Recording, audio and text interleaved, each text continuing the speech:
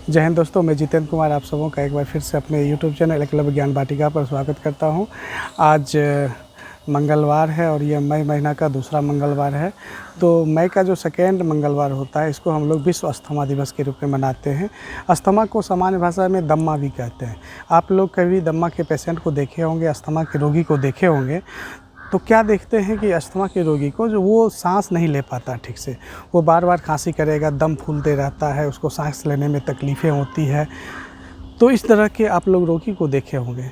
तो अस्थमा के रोगी के प्रति और अस्थमा से संबंधित जो भ्रांतियां हैं, अस्थमा के प्रति लोगों को जागरूकता फैलाने के लिए और पूरी दुनिया में को अस्थमा फ्री करने के लिए प्रत्येक वर्ष विश्व अस्थमा दिवस मनाया जाता है। और ये मनाया जाता है एक संस्था है जिसका नाम है ग्लोबल इनिशिएटिव फॉर अस्थमा, इसके द्वारा मनाया जाता है। तो इस बार जो 2021 है, तो हर एक साल क्या होता है कि एक थीम रखा जाता है, एक टॉपिक रखा जाता है, एक मुख्य उद्देश्य रखा जाता है जिसके तहत काम किया जाता है साल भर। तो इस बार का जो थीम है उसमें है कि अस्थमा के गलतफहमियों को, अस्थमा से संबंधित जो गलतफहमियां हैं, जो भ्रांतियां हैं, उसको उजागर करना, जो इस बार का थीम है। तो मिसकंसेप्शंस क्या है, उसको कैसे हम लोग दूर करें, क्योंकि अस्थमा का जो रोगी होता है उससे संबंधित बहुत सारे समाज में भ्रांतियां हैं हमारे समाज में। चूँकि हमारा समाज मेडिकल साइंस को लेकर या जो हेल्थ को लेकर उतना ज़्यादा अवेयर नहीं है, उतना ज़्यादा जागरूक नहीं है, तो उसके मन में बहुत सारे भ्रांतियां, जैसे उन लोगों के मन में क्या है, कुछ लोगों के मन में है कि ये जो दम्मा होता है ये बचपन में होता है और जैसे जैसे उम्र बढ़ता है वैसे वैसे ख़त्म हो जाता है। दूसरा लोगों के मन में क्या भ्रांति है कि यह संक्रामक बीमारी है, यह एक दूसरे से फैलता है, अगर कोई दम्मा का रोगी है उसके साथ रहेंगे तो हमें भी दम्मा हो जाएगा। तीसरा भ्रांतियाँ क्या है कि अस्थमा के रोगी को एक्सरसाइज नहीं करना चाहिए, अस्थमा के रोगी का, दम्मा का जो पेशेंट है उसको काम नहीं करना चाहिए। तो इस तरह के मन में बहुत सारी भ्रांतियाँ हैं, समाज में बहुत सारे ऐसे विचार हैं। और कभी कभी ऐसा होता है कि जो दम्मा का पेशेंट है उसके साथ हम लोग गलत ट्रीटमेंट करते हैं, उसके साथ गलत बिहेव किया जाता है, गलत व्यवहार किया जाता है, समाज में उसको अलग दृष्टि से देखा जाता है, जिसके कारण लोग दम्मा के पेशेंट जो होते हैं, अस्थमा के रोगी, वो अपने आप में हीन भावना से भी ग्रसित हो जाते हैं। उनको लगता है शायद मुझे कोई असाध्य बीमारी हो गया है।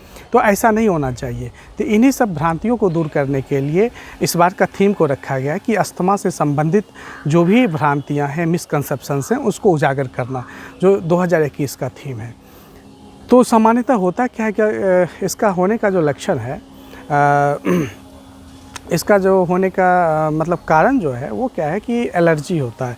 जैसे मान लीजिए जाए कि किसी को धूल के प्रति एलर्जी है, किसी को धुआं के प्रति एलर्जी है, किसी को परागकण के प्रति एलर्जी है।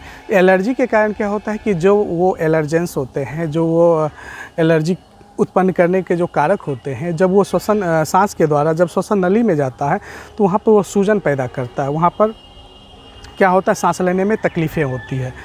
तो हमारा फेफड़ा, हमारे शरीर में 2 फेफड़ा है, हम लोग जानते हैं।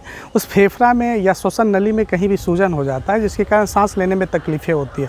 आप अक्सर देखते होंगे जो अस्थमा का रोगी होता है, जो दम्मा का पेशेंट है, उसको देखते होंगे कि उसका जो सांस होगा वो गड़गड़ाहट के साथ सांस होता है।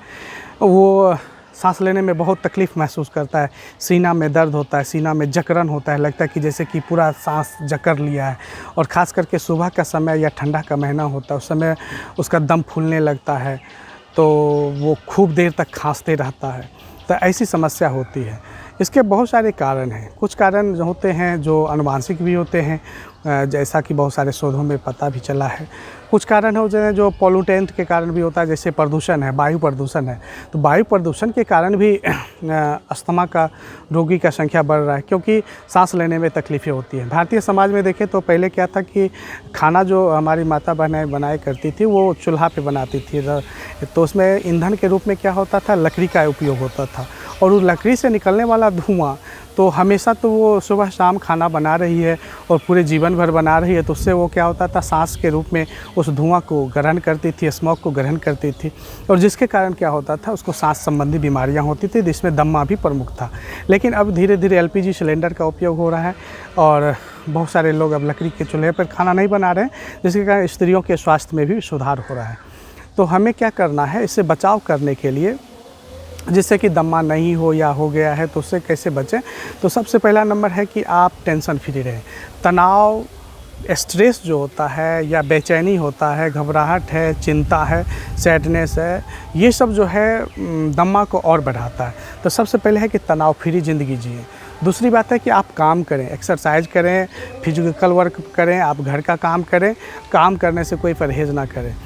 तीसरी बात है कि आप नियमित रूप से योगा तो करें ही, और इसके साथ साथ अपने खान पान व्यवहार में भी सुधार लाएं। क्योंकि खान पान में क्या है कि आप जैसे ठंडा चीज़ है, दही है या कोल्ड ड्रिंक्स है, इन सब का अगर आप उपयोग करते हैं तो स्वाभाविक है कि आपको दम फूलने की बीमारी होगी, आपको दमा का होगा। तो आप वो सब चीज़ नहीं खाएं।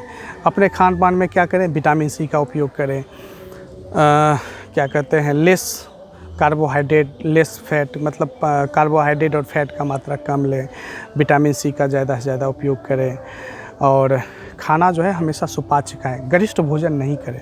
तो आप अपने जीवन शैली में बदलाव लाकर आप अस्थमा पर काबू कर सकते हैं, और मन में जो भ्रांतियां हैं अस्थमा से संबंधित उसको दूर कर सकते हैं। और इस बार का उद्देश्य भी है कि अस्थमा की से संबंधित भ्रांति को दूर करना है, क्योंकि बहुत सारे ऐसे भ्रांतियाँ हैं जो स्वतः बीमारी को पैदा करता है। इसलिए मन में भ्रांति नहीं रखना है, मन में तनाव नहीं रखना है, टेंशन फ्री रहना है, हैप्पी मूड में रहना है।